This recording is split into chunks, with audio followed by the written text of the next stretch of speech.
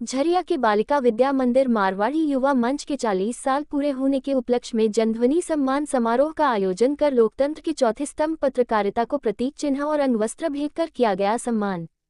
इस कार्यक्रम के मुख्य अतिथि मारवाड़ी सम्मेलन झरिया अध्यक्ष राजकुमार अग्रवाल, विशिष्ट अतिथियों में झारखंड प्रांतीय मारवाड़ी युवा मंच अध्यक्ष विशाल पाडिया, वरिष्ठ पत्रकार अशोक शर्मा, झरिया मारवाड़ी सम्मेलन के पूर्व अध्यक्ष डॉक्टर ओपी अग्रवाल, गोपाल अग्रवाल पहुंचे। झरिया मारवाड़ी युवा मंच सदस्यों ने सभी मुख्य अतिथियों को अंगवस्त्र भेंट देकर सम्मानित किया।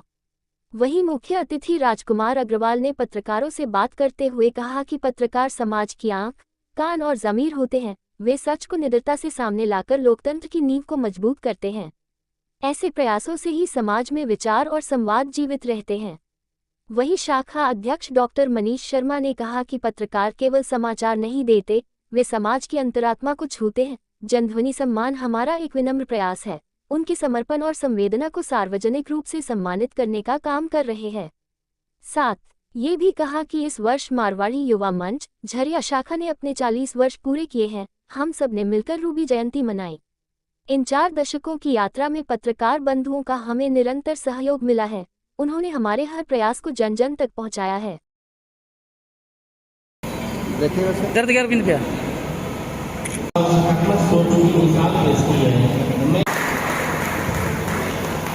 मारवाड़ी युवा मंच अपने शुरुआती काल से ही समाज के हित के लिए नए नए कार्यक्रम करके समाज को दशा और दिशा दिखाने का काम करती रही है। और वर्तमान में जो अध्यक्ष बने हैं मनीष शर्मा जी, निश्चित रूप से इनके इतने 2 महीने के कार्यकाल में जितने कार्यक्रम इन्होंने किए हैं वो सारे कार्यक्रम अपने आप में गर्वनीय हैं।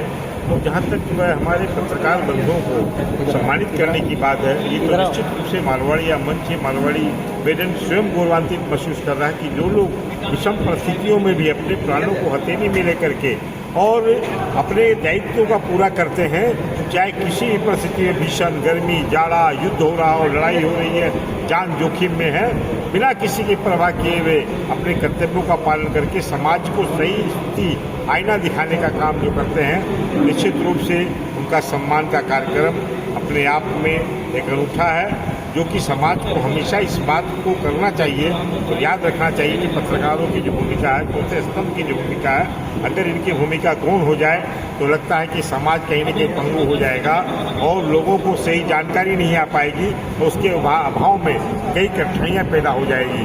इसलिए पत्रकारों का सम्मान आज के सामयिक भी है और आज नहीं आदि अनादिकाल से पत्रकारों का सम्मान होते रहा है। नारद जी का नाम हम सब लोग जानते हैं, जिन्होंने पूरे ब्रह्मांड के अंदर में अपनी बातों के द्वारा कभी कभी कुछ ऐसी बातें भी होती थी, मगर चूंकि वो पत्रकार जगत के दृष्टिकोण से सारा समाचार देते थे और सबको बताते थे, इसलिए आम जन भी चाहे देवी देवता रहे हमेशा उनका सम्मान करते थे किसी भी परिस्थिति में। और आज भी जो आम जन है उनको भी अगर कहीं कोई भूल चूक भी हो, मगर उस चीज़ को नज़रअंदाज करके हमेशा पत्रकारों को साहस को बढ़ाना चाहिए, उन्हें मनोबल बढ़ाने का काम करते रहना चाहिए, जिससे वो समाज के अंदर में अपनी भूमिकाओं को सही ढंग से निर्वहन करते।